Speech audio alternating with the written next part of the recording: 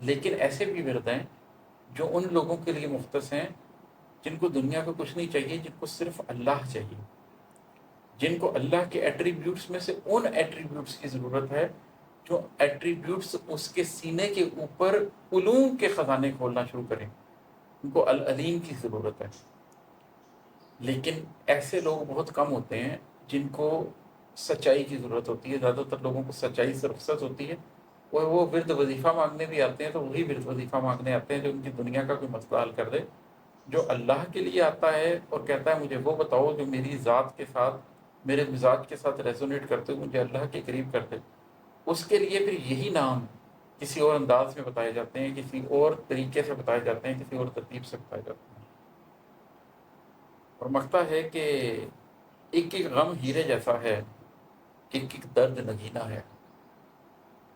ایک ایک غم ہیرے جیسا ہے، ایک ایک درد نگینا ہے، کہو عماد تمہارے گھر میں اس سے زیادہ دولت تھی۔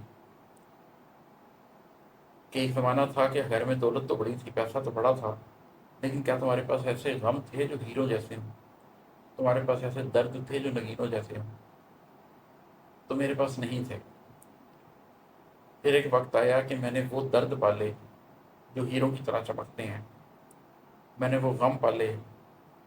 تو جب وہ درد، وہ غم جو ہیروں کی طرح، نگینوں کی طرح ہوں، جو آپ کی زندگی کو حاصل ہو جائے، آپ کو غم ہستی حاصل ہو جائے، آپ کو ادراک کا درد حاصل ہو جائے، آپ کو زندگی کے سوز سمجھ آنے شروع ہو جائیں، آپ کو روح کے ساتھ سمجھ آنے شروع ہو جائیں، تو پھر آپ اس دولت کو کسی چیز کے پیچھے بھی نہیں چھوڑتے۔ پھر آپ اگلے سے سوال پوچھتے ہیں کہ میرے پاس وہ درد کی دولت ہے، کیا تمہارے پاس موجود دولت اس سے بڑھ کر ہے؟